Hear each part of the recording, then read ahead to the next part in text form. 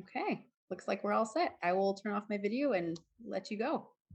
Great. Thank you so much, Rebecca. I wanted to thank Rebecca and Tracy and all the cooperative extension and 4-H kind of people who helped organize this. So my name's Maurice Pitesky. I'm a veterinarian and associate professor at the UC Davis School of Vet Med. My lab focuses on poultry health and food safety epidemiology.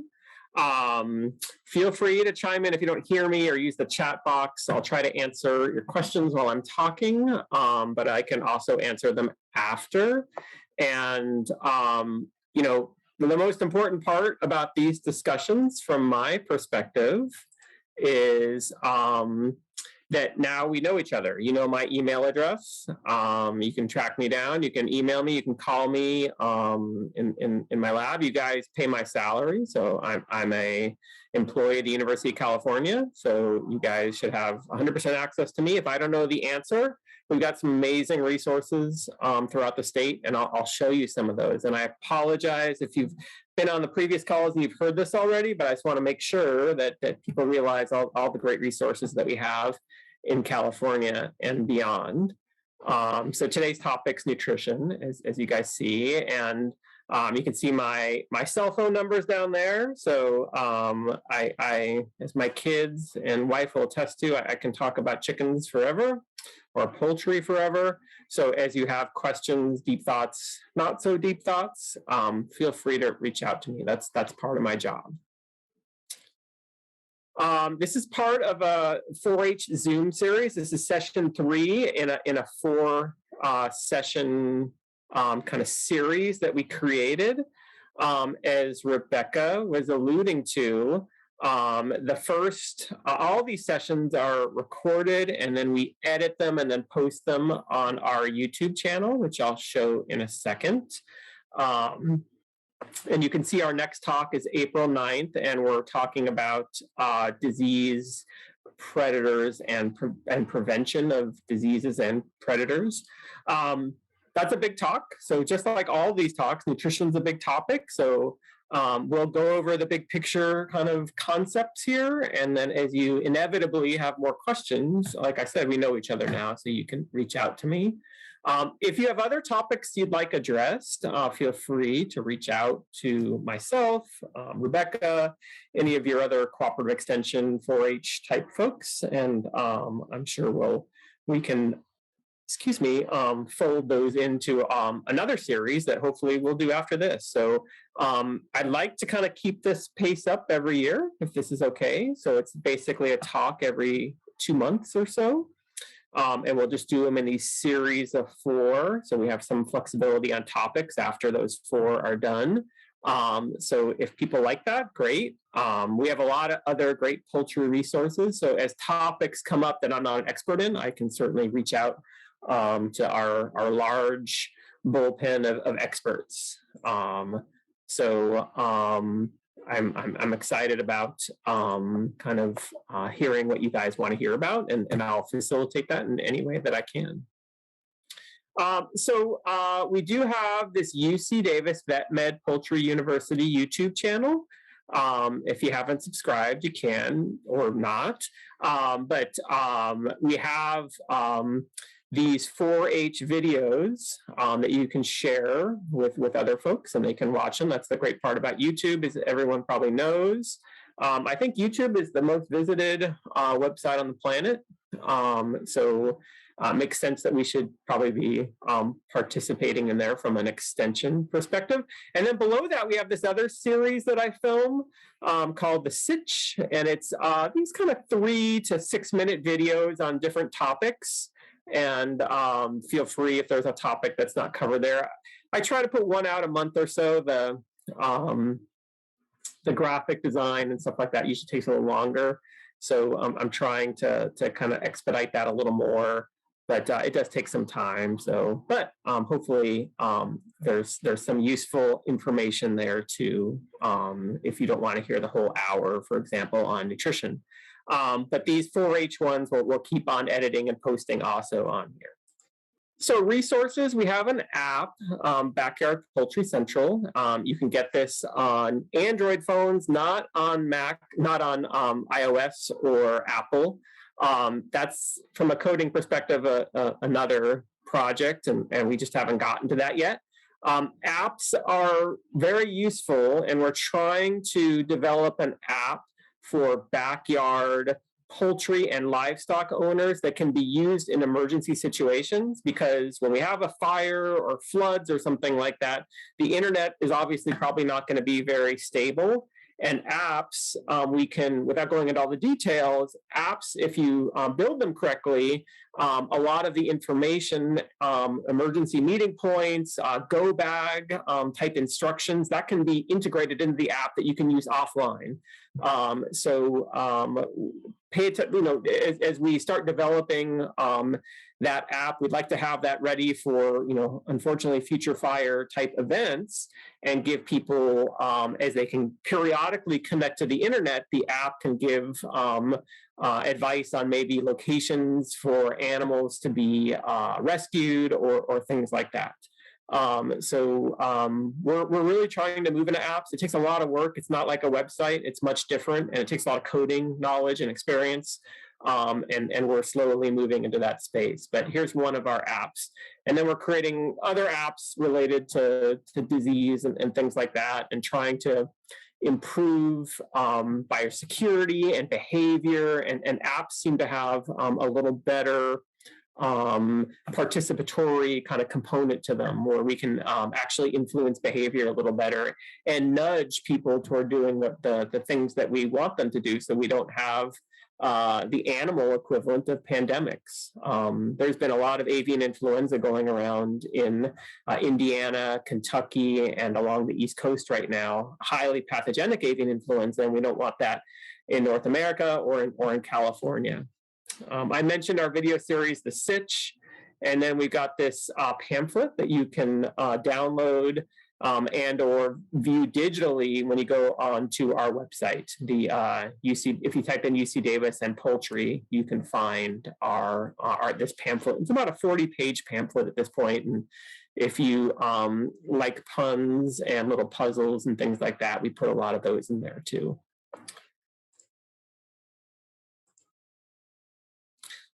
We also have these Poultry Ponderings newsletters. You can sign up for them and receive them quarterly. And it just tries to summarize all the research and extension efforts that are going on at the University of California related to poultry.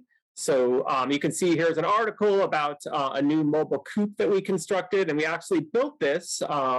We went to Nepal a few years ago and built a version of this with some Nepalese farmers using bamboo, because that was the lower cost item there. And we're trying to build these same type of coops in some farms in Uganda right now. Well, yeah, right now. And then here you can see waterfowl using basically telemetry. So you can put basically the equivalent of a cell phone, very small, light cell phone, on ducks and geese. And you can see, you can map them. And if this is not kind of evidence of why we need good biosecurity, I don't know what is, because you see that yellow line. That yellow line is the movements of one duck, and those red boxes are is a poultry farm. And you can imagine if that waterfowl, if that duck has avian influenza or Newcastle disease or salmonella or whatever it is, they can very easily transmit that to those birds, whether that's a backyard bird or commercial bird. The consequences of that could be significant. So you can sign up for the newsletter, or you can just go onto our website and look at old versions of them, up to you. And I think the winter one will be coming out hopefully in about a week. And finally, the last thing I wanted to mention is if you go to our resources tab on our website, you can click on Find an Expert. And I think this is probably one of the more useful parts of our website. So if you have questions, for example, in behavior or welfare, which I don't know very much about, Richard Blatchford in the animal science department is amazing. He's this great speaker. Hopefully we'll have him in one of these series eventually, because he's a really good speaker. If you have questions on ectoparasites. You want to learn more about how to treat fleas or mites or whatever it be. Alec Gary at UC Riverside is a poultry entomologist. That's a fancy way of saying he studies insects that are on the outside of chickens. Yes, that is a thing. A poultry entomologist, and Alex and his team can work with you on those type of things. If you click down here, contact local veterinarian, that's also really useful. So there are not a lot of veterinarians that treat backyard poultry. So if that's a problem and you need to find a veterinarian that can treat poultry or give pain meds or antibiotics or whatever it is, if you click on this one, we've divided up California by counties, and veterinarians that have self-identified as treating backyard poultry have listed their contact information, and hopefully you can find a veterinarian or 2 or 3 in whatever county you're in. But this is the problem. So if there are any 4-Hers that are on the younger side that want to be a veterinarian, we need more of you to go into poultry. It's a good way to get into vet school because this is an area we're really lacking in, and we're trying to encourage more people to go into treating poultry, backyard poultry, commercial poultry, and the like. So before we get into nutrition, I just want to kind of, I like looking at things from a very general perspective before we get into any minutia. And when you think about, there's this acronym KISS, which means keep it simple, stupid. There's no acronym here other than flaws. That's the best one I can come up with. It's kind of a negative connotation, which I don't like. But when you think about how to take care of chickens, don't make it too complex. Don't get into so much detail that you kind of forget the basics. And number one, the first letter there is F for feed. You got to make sure your chickens have food, right? They don't have food and the right food, they're not going to produce eggs. They can have all kinds of nutritional diseases, which we'll talk about a little later. You can have a lot of other secondary issues that we'll also talk about. Light's really important if you want eggs. So most people raise chickens for eggs, especially in the backyard world. So light's really important. So 14 to 16 hours of light is kind of the big picture important thing. Interestingly enough, when you go to parts of Africa, they don't have very many layer birds because, as most of you know, hens don't produce eggs, or chickens don't produce eggs unless they're female and unless they're sexually mature. So they're not producing eggs until they're about 20 weeks of age. So if I'm a farmer in Uganda or Tanzania or Ghana or Nepal, that's a lot of investment. I've got to feed those birds now for 20 weeks before I can make my first dollar. So that's a real problem. And that's too bad because egg protein is such a nutritious protein and has so much value in human nutrition that it's sad that we don't get enough egg consumption in parts of the world that have especially a very young population. Air, so obviously they need air, but they need clean air.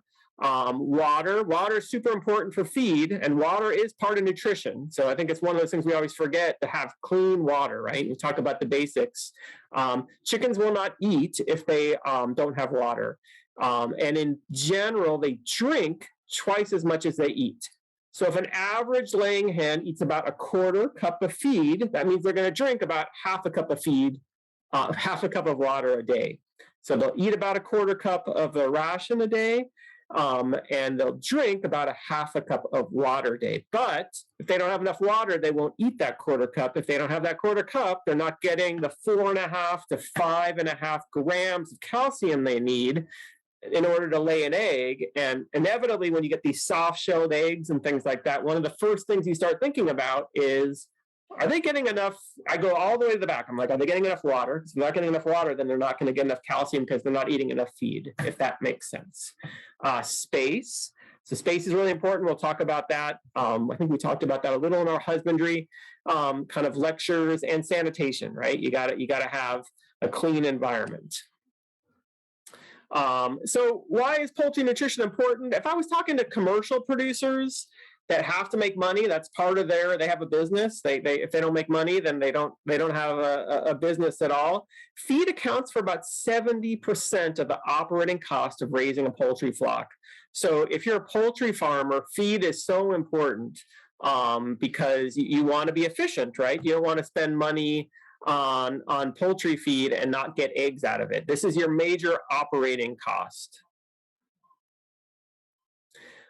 So I don't want to go into too much detail about this, but for those of you that are interested in veterinary school or just curious by nature, this is a necropsy, and this is amazing. Like you don't realize until you actually try to do this kind of what we call a pro-section, how amazing, how many hours this took to do. So I actually love looking at this picture. But I'm not going to go over all the details, but you've got the beak, right? And then you've got the business end, the cloaca. And there's this amazing process that the birds go through to where eggs come out of that same hole, but because of the way that the birds lay the egg actually comes out not having any poop on it. And it's an amazing process, and I'll show you that. Maybe we'll do a separate talk eventually on food safety or something like that, and you can see how that process works. I've got some good cartoon drawings, for example. Couple of differences. They're birds, and birds don't have teeth. So one of the things I don't love about Zoom is I can't ask these questions, but one of the reasons all birds don't have teeth is because teeth are very dense, and birds, including chickens, can fly, and teeth would prevent them from flying as well. Other interesting kind of trivia type things is no amylase. So amylase is an enzyme that breaks up some sugars in the crop, this little pouching here. It always makes me laugh. Every once in a while, I get an email or a phone call from someone, and this is kind of like in the neck area. So sometimes someone will email me frantically or call frantically, and they'll say, hey, our chicken has a tumor under the beak, kind of right here, right? And they're palpating or feeling like this mass there. And I'll ask them, like, did they just eat? And they'll be like, well, yeah. And the reality is that food that goes into their beak, it sits in that crop for, I don't know, probably an hour or so, and then it disappears, right? So sometimes they'll say, well, I palpated it a while ago, now it's gone. And it's usually because that food is just kind of sitting in that crop area. So that's kind of unique. Not all birds have that, but chickens have crops. And the proventriculus and the ventriculus. So the proventriculus is this part. This is what we call the glandular stomach, kind of like our stomach. And the ventriculus, or the gizzard, is this very thick muscular area. So the chemical digestion goes on in the proventriculus, and the mechanical digestion, the kind of grinding, goes on in the ventriculus or gizzard. And the ventriculus, for those of you that feed your birds grit, there's nothing wrong with giving them grit. But I will tell you, every bird that I've done a necropsy on, which is just a fancy word of saying an autopsy in an animal, every bird I've ever done a necropsy on that's a backyard bird, they've got natural grit. There's always some little rocks and stuff in that gizzard. So from my perspective, I don't think backyard owners need to put grit into their diet. Now, in a commercial world, we can have a separate argument, but in the backyard world, you don't need grit at all, because there's just enough of it, because they're out and about and they're swallowing little rocks and things like that. I think the grit industry would probably not be happy when I say that, but that's just my observation. The life cycle of a commercial chicken, I'm not going to go into this too much, but I think it's kind of important just to have that perspective, in part because sometimes I get someone that frantically calls me and that's telling me how sick their chicken is and all these type of things. And then my first question sometimes, like, well, how old is your bird? And they'll say, well, 6 years or 7 years or even 2 years. And I'll be like, well, in the commercial world, and these are the same kind of breeds that have been bred over the last 10,000 years. Those domesticated chickens, they weren't really meant to live more than 2 years max. And it's not that they can't live more than that, but they just start having a lot of reproduction issues, which causes a lot of disease. They're not economically viable, all those type of things. So just realize that chickens, as wonderful as they are, they don't live super long lives. they live longer than the hamsters that we bought during the pandemic, or the hamster we bought during the pandemic, which is super cute, but lasted only about maybe a year and a half or two. But they're just not, the most, their lifespan is not the longest, unfortunately. Now, that being said, I know someone's going to tell me in the chat box they've got like a 12-year-old chicken. I 100% believe you. That's the outlier, right? We all have those outliers. But you can see kind of if I break the life cycle up, when we don't start getting eggs till about 18 weeks, and we don't really get eggs that are commercially available. These are like the peewee eggs until about 20 weeks of age. Molting is this process, and we'll talk about it just a little. But from a nutritional perspective, molting is a process that usually happens in the winter. And that's when birds, including chickens, not all of them, and it depends what latitude you're at and all this kind of detail, but big picture, molting, if your chickens molt, it's a very natural process. And all they're doing is giving their reproductive tract a break. While they can so they lose their feathers, and the reproductive tract kind of regenerates those tissues, and they don't lay eggs during that time period. And the reason is they basically just need a little break. Now, in the commercial world, some farmers molt their birds, some farmers don't. In the backyard world, it gets a little complicated because some breeds are a little more likely to molt than others. So sometimes some backyard owners will have this very difficult situation where they have to decide, well, I've got half my flock that's molting and half my flock that's not molting. What do I do? And we can talk about that question a different time, because now we're starting to get into some details. But I just want people to appreciate that chickens do molt in California at our latitude, because it depends. One of the triggers for molting is a decrease in the amount of light below that 14 hours or so of light that they need for laying eggs. And once they get into that, we start running into this question of, do we need to give them a different feed or a different ration? And my general recommendation is no. There aren't really commercial backyard molting rations out there. So the reality is we're going to feed them a regular diet, and we have a slight risk of giving them too much calcium, which we'll talk about a little later if we get through our slides here.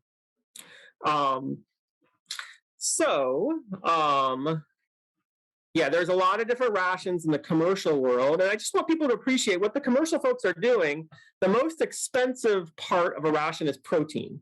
Protein's expensive, right? Energy, like corn, relatively cheap, but protein, like soy, that's more expensive.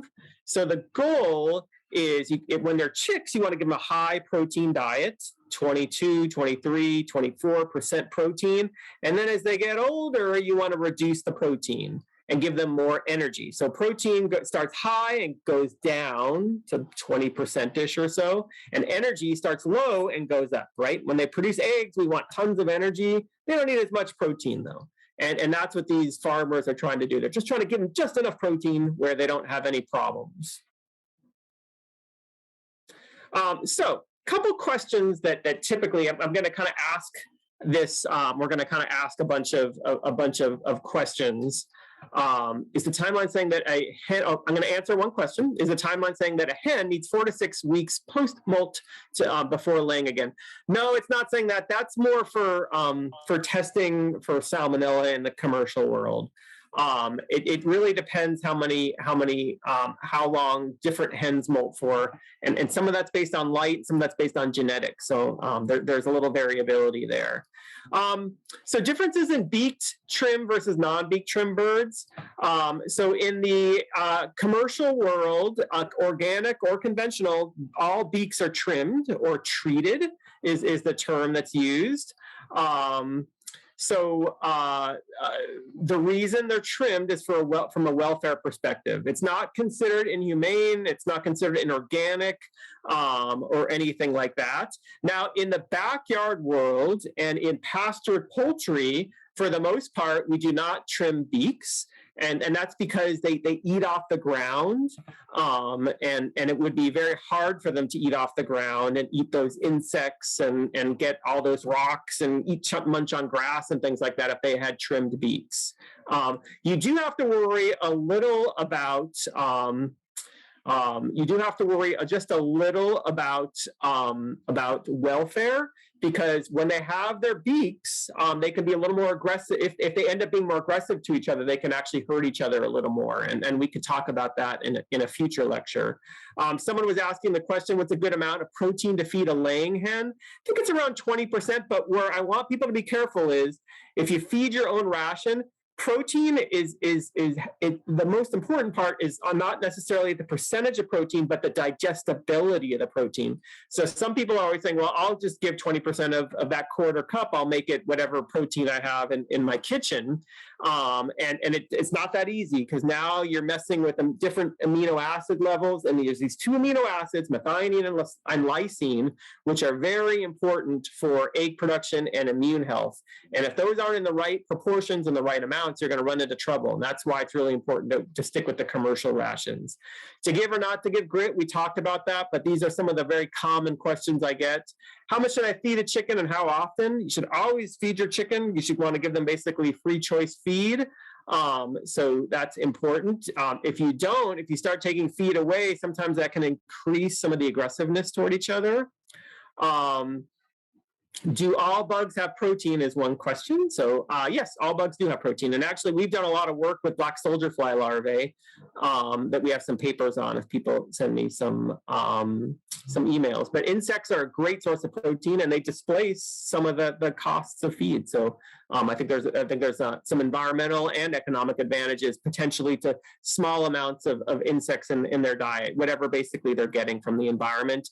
Why do beaks fall off? We have one that lost a beak about a year ago. It's still alive, but it never grew one back.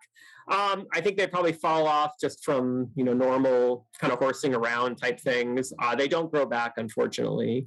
Moving on to a couple other common questions. What are medicated feeds and should I recommend them? So medicated feeds they have what's called a coccidiostat, and medicated feeds are a very important control, effective control against coccidia, or these protozoal parasites, which can cause a lot of death and sickness in very young birds.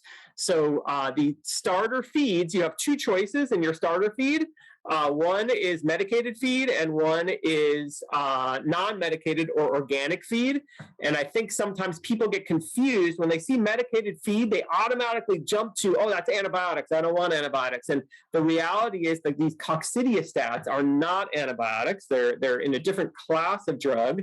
We don't have to worry about resistance in them with respect to human health because we don't have coccidia as an infectious agent in humans at all. So whether you use it or not, that's up to you. My recommendation is to use coccidiostats. I'm very, aware of the issues of antimicrobial resistance and antibiotics and very sensitive to that. This is a completely different topic.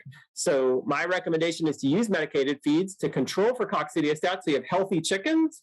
If you don't use them, you can still have healthy chickens. You just need to be very, very vigilant about good husbandry to control for all those coccidia protozoal parasite eggs, which might be in this kind of moist litter. So if you have waters that spill and things like that, you're creating this perfect environment for those protozoal parasites to persist in the environment. Yep, absolutely. So Michelle, or one person's asking a question about non-medicated feed is more available than medicated feed. And that's just because, that's what consumers want. So the feed stores are going to give what consumers want. But I am very adamant about, and the science is very clear that medicated feed is much more, you'll have a healthier flock in general. If you don't use it, that's fine. You'll probably still have a healthy flock, but it's just something to be aware of. What about scraps? So my general recommendation is don't go over 5% of your hen's diet with scraps. So when people get in trouble is when they give them a ton of scraps and they give them their feed, and the chickens ultimately decide, oh, I like those scraps, right? We just did a recent sitch video on different, actually, we're just about to post it on different scraps that are toxic. So avocados, for example, raw beans, those are things you don't want to put in your scraps, but just don't break that 5% rule. And I would suggest don't even start the 5% rule until your birds are laying hens. Remember, chicken scratch is basically like potato chips. I love potato chips, but if you keep on feeding me potato chips, that's not going to be good for me, right? It's not going to be good for your chickens either. Let's see. Yeah, we'll get to the pellet and crumble question. And if a chicken has low protein or sick, should I still eat their eggs? That depends. So if a chicken has low protein and they produce eggs, that's fine. If they're sick, if it's salmonella, and we've identified the type of salmonella, you should not eat their eggs. Someone's asking, what is better, pellets or crumble? I like pellets because they're easier to clean. But as a starter feed, always use crumble. Don't use pellets. And then one other question, is it okay for pullets to free range and eat insects, worms, and grass? Yes, absolutely. Grasses, be careful with, because you can get impactions. So if the grass, we've noticed if the grass, and we have an article on this, if the grass is a little too long, every once in a while, the bird will die, and then you'll open up the bird and you'll see these big, long strands of grass just causing impactions in the gut. So in order to prevent that, you could kind of chop the grass up into smaller pieces, and it ends up, it's not really offering very much nutrition to them per se, because they're not ruminants, they're monogastrics like us. They can't digest the grass and get energy out of it like a cow can, for example. But those grasses do offer some what we call enrichment and entertainment, and that's really important. So enrichment's important. As if they don't have enough enrichments, and most backyard birds do, but if they don't have enough enrichment, that's when you start getting, some kind of aggressive behavior sometimes. I'm not going to go into too much detail on this slide, just in the interest of time. But I did want to point out that for the most part, when you're thinking about the feed options for your chickens, remember we said keep it simple, stupid. So the two big things you want to focus on are the starter feed and the layer feed, right? If you don't have laying hens, then we'll have a different discussion kind of offline. But starter until about 17 weeks of age, and then 7 to 10 days before they go into lay, then we want to give them a layer feed, because now we want to increase their calcium because they're going to start laying eggs, right? People start getting into trouble when they get too cute, when they try to feed a starter ration because they want to finish that bag out until the 20th week because they're being a cheapskate like me or something like that. Or they get too cute with all the scraps, or they're like, I know more than them. I don't trust, company Y or Z. I'm going to make my own ration. It's way cheaper. I'm a veterinarian. I've taken enough nutrition classes to know I'm not a nutritionist. So it's really, and I don't have all of the right equipment, even if I can make those rations, because there's all kinds of good websites and I can kind of figure out like, okay, I can make a 20% protein ration, but it comes down to digestibility. It comes down to amino acids. So, I've been, other parts of the world where chickens are amazing animals. They will survive on, it seems like nothing when you're in Africa or Asia. Those birds are kind of bred for that. They're not as productive, and they do have some higher mortality probably. But chickens are amazing. They will do well in spite of you, not because of you a lot of the time. But I would not mess around with rations too much. So I'm going to answer a few more questions here. All the layer feed I bought is 70% protein. I can get a grower. Yeah, I think so. Someone is asking about the protein percent. I think I just rounded up to 20%. So stick to the 17%. Stick to the layer feed.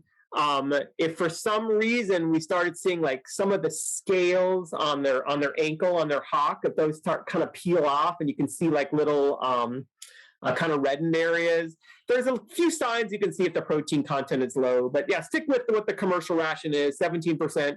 And then the starter ration, I think, is like 22 or 23%. I just couldn't remember the actual number. So that's my mistake. Do you need a rooster to lay eggs, or do you need to buy a laying hen that has hormones? Does it really have hormones in it?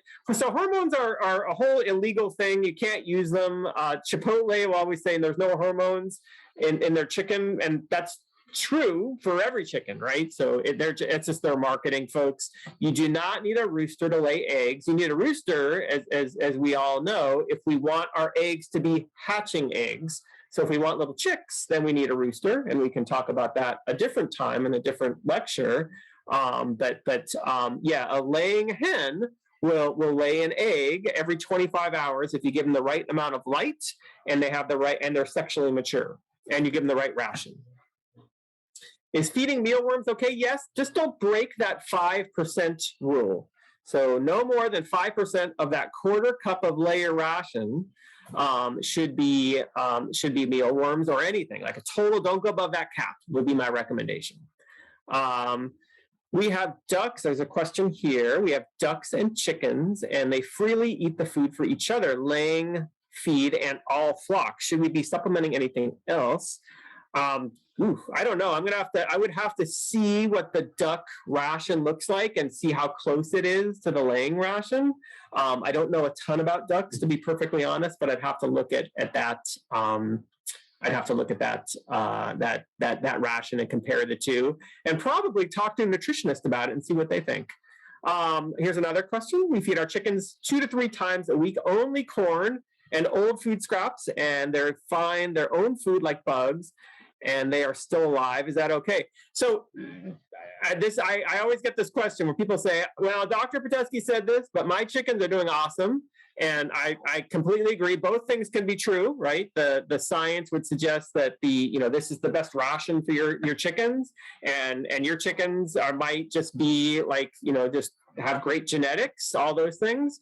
So, just like, for example, I eat really well and exercise all the time, and I'll probably die of a heart attack in my 50s or something like that. And then someone else will, drink alcohol and eat potato chips all the time, and they live till they're 90. So that's life, unfortunately. It reminds me of there's this baseball player, Mickey Mantle, who died, who was a great baseball player, and all the males in his family died young, so he just drank all the time and didn't treat his body very well.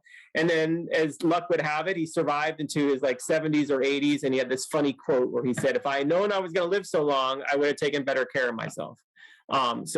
Absolutely, I would not feed only corn or old food scraps. I would follow that 5% rule as best as you can. Just anecdotally, it's funny, I have a dog, and I spoil my dog because to me, I just look at them and they're so cute. But I've never understood the kind of spoiling your chicken thing with all the different scraps and chicken scratch and things like that. But I know that people do. But I wouldn't recommend that kind of diet. Okay, so moving on.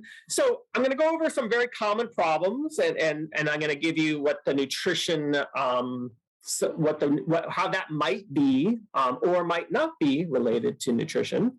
Very common question: my birds are not laying eggs. Are they sick? Could be poor nutrition, right? They're not getting the right ration, like we talked about. They're not getting those 4.5 to 5.5 grams of calcium that they need. Could be disease. If you have, virulent Newcastle disease or infectious laryngotracheitis, infectious bronchitis, et cetera, stopping to lay is a common thing. Sometimes if you have a predator, they will stop laying for sometimes weeks because they just got so spooked by that predator. Lighting, we talked about that. They need that 14 to 16 hours. Seasonal, here you can see a bird that's molting. So when they're molting, they're not in lay. And some older birds will stop laying too. So nutrition is one of the causes, but trying to figure this out, that's where, if it's a nutritional problem or a non-nutritional problem, that's where you have to kind of think through some of these other potential options. Why do eggs have soft shells, right? So poor nutrition if you don't have enough calcium. So whenever you walk into a barn, whether it's backyard or commercial, the veterinarian will always pick up the eggs and feel them. And if they're too thin, they'll crack, and you'll be like, interesting. Maybe we're not getting enough calcium in the diet. Let's look at the ration.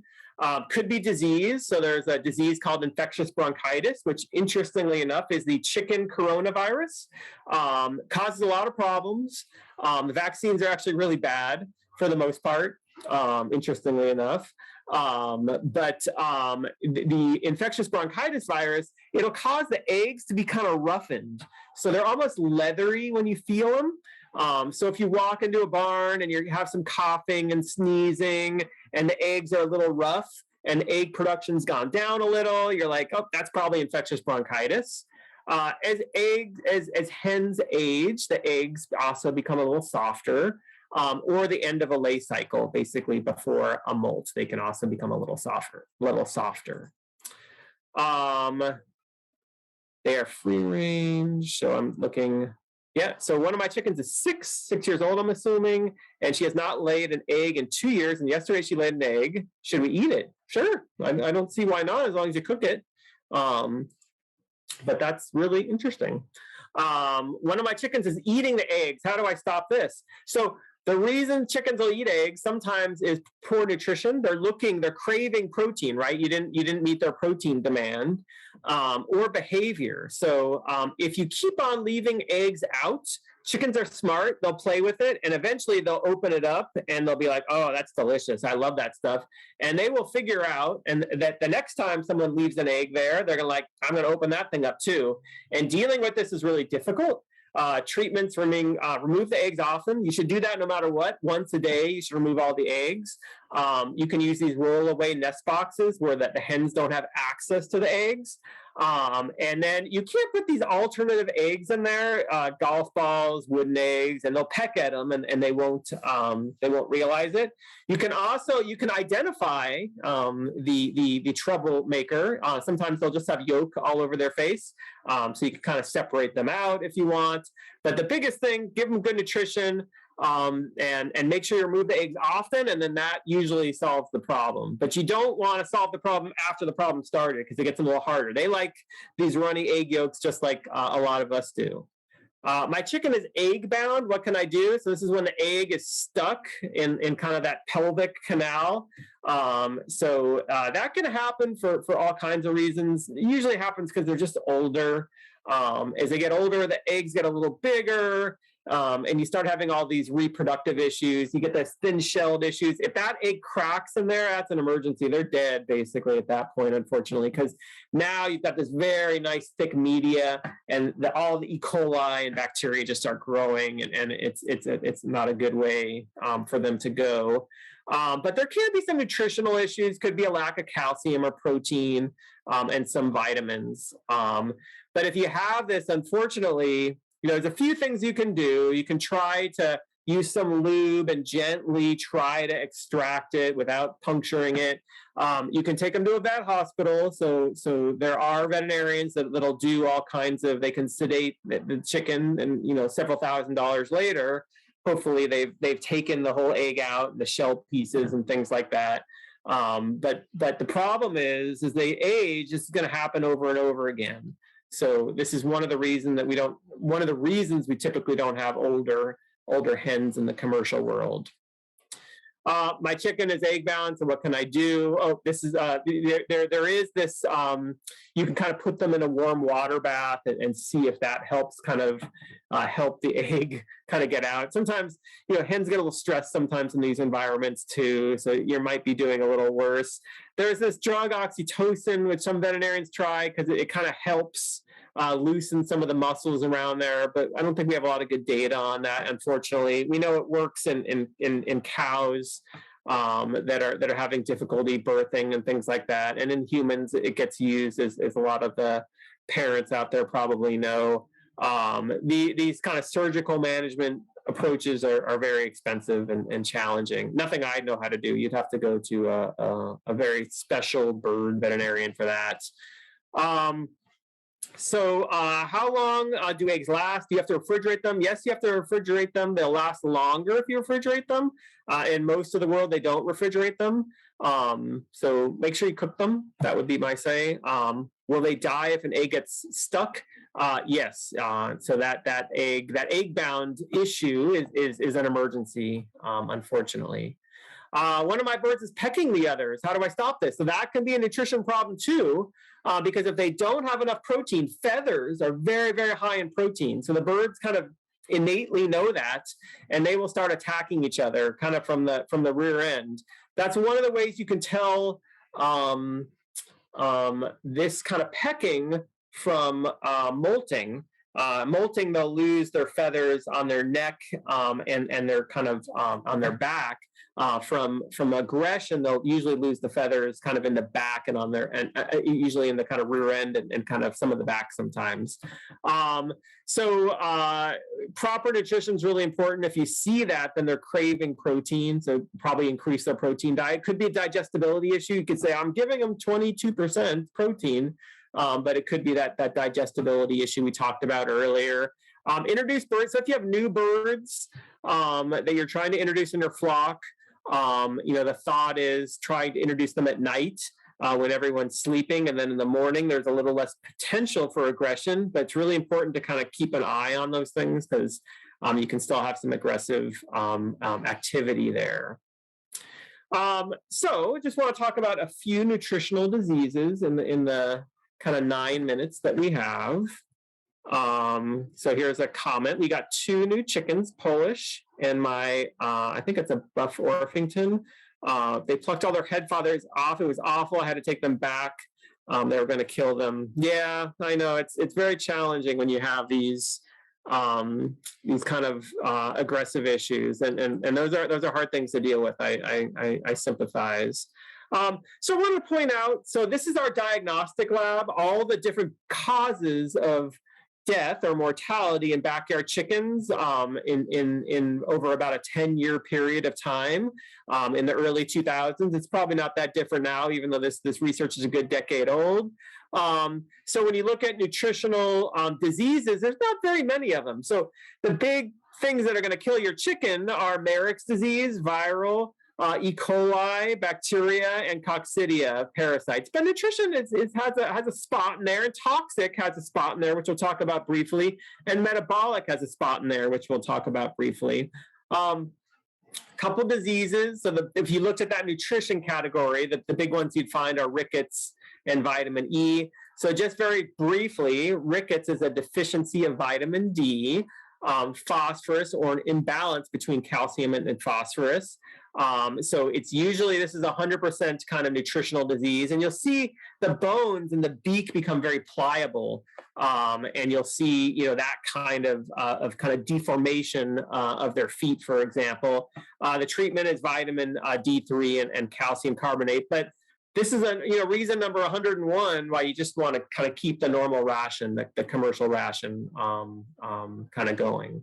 Vitamin D, encephalomalacia. So this occurs in chicks. So vitamin E is fat soluble, and basically what that means is in that starter feed, if that starter feed is left out or it's old, and the vitamin E will actually break down, and now they'll get this kind of brain disease. There's nothing you can do, and you'll start seeing this kind of stargazing or ataxia. They're kind of wobbly the way they're moving at about 10 to 20 days of age. So if you have an old bag of starter feed, just get rid of it. I know that's a pain, and no one likes to waste feed, but you also don't want to deal with vitamin E deficiency. Metabolic, so the only one I'm going to talk about is this fatty liver syndrome. And this is really important because when you give them too much chicken scratch, too much carbs, right? We all like our carbs. That will cause their liver, these are 2 of the liver lobes, to become really fatty. And these liver lobes should actually be a kind of a dark, kind of brownish red color. And when they get fatty like this, they get very friable. And that's just a fancy way of saying they break apart. And what you can get is this hemorrhage here. And when you get that hemorrhage, there's nothing you can do. They're gone. So if you have an obese bird or you're giving too much chicken scratch and stuff like that, this is kind of the consequence of that. You get this fatty liver syndrome. I'll answer the rest of the questions at the end. I just want to get to my slides really quickly, if I can. Toxic diseases, so zinc and lead are the 2 biggies. I'm going to talk just a little about lead because lead is really important from a human health perspective. As we all know, there is a lot of lead in our environment, unfortunately, and eggs have the ability to concentrate lead if the chickens are eating lead. Now, where are they going to get lead?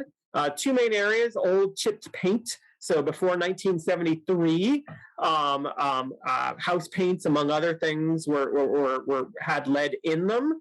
The other thing is proximity to power plants can also be a source of lead. So it's important if you have an older home just to make sure you've kind of cleared the environment. And if you ever want to get your eggs checked for lead, you can work with the CAS Diagnostic Lab, California Animal Health and Food Safety Lab, and they will check your eggs for lead. So a couple other things about lead. I'm not going to talk too much about this, but I think it's really important just from a 4-H perspective to understand we will not have healthy humans unless we have a healthy environment. We won't have healthy chickens unless we have a healthy environment. So that's what we call One Health. And it's a major area of UC Davis's kind of research and outreach efforts. Lead is a major issue in California, and some of it goes back to the gold rush days with some of the ways that we mined for gold back in the 19th century. We've done a lot of work with lead in our lab following some of the fires. We got really interested in that topic. And I just want to point out that when it comes to lead, it's very challenging to figure out, like, well, what's if we're talking about salmonella or avian influenza, you either have it, your chickens have it, or they don't have it, right? So that's easy. That's an easy thing to explain. Where it gets really hard is when you have to explain this type of stuff to people. So that red line here shows the FDA child threshold, which is very low. And the blue line is the adult threshold. There should be another line in there for people that are pregnant. So you get this idea of, when someone tells me, well, I've got, X micrograms of lead in my chicken egg, what do I do? And now the question is, well, who's eating the eggs, right? And that's a hard thing to communicate with people. The majority of eggs that we tested are completely safe. But we did have, I can't remember the number, but it was close to 10% of the eggs we checked in California that had lead that was above the FDA's child threshold. So just be careful and be aware of your risk factors, right? Do you have any homes in your vicinity that were painted with lead, for example? Because lead's very sweet, as we know, and I think maybe the chickens either sense that or chickens are just curious, right? So which counties have the biggest problem in our study? So Alameda, there's all these beautiful, kind of old Victorian homes there. Los Angeles, San Joaquin, you can see kind of what some of those areas were. And finally, I just want to talk about just a couple metabolic diseases. So visceral gout, this is what happens when you get too much calcium. So some people might read this, they're like, let's give our chickens enough calcium. 4.5% is good, but let's go up to 8%. So they actually get this kind of crystallization in their kidneys. So that's another reason you don't want to feed a layer ration to chicks, because now you're giving calcium when they don't need that much calcium yet. So you just need to be cautious. Make sure you're giving the right ration to your birds. And then the last thing I just want to say again is, if you didn't listen to anything I said or it was overwhelming or whatever, first of all, you can watch the video again, but just keep it simple. Focus on these flaws: the feed, light, air, water, space, sanitation. When you look at your flock tomorrow or tonight, or when you get a flock, just every day go through that checklist in your head, okay? And if you keep it simple like that, then you can build on that. Sometimes people, I think we have kind of weird priorities and they just focus, on this beautiful coop that they painted and built, and it's amazing what people have done, but they don't focus on like the basics of these flaws.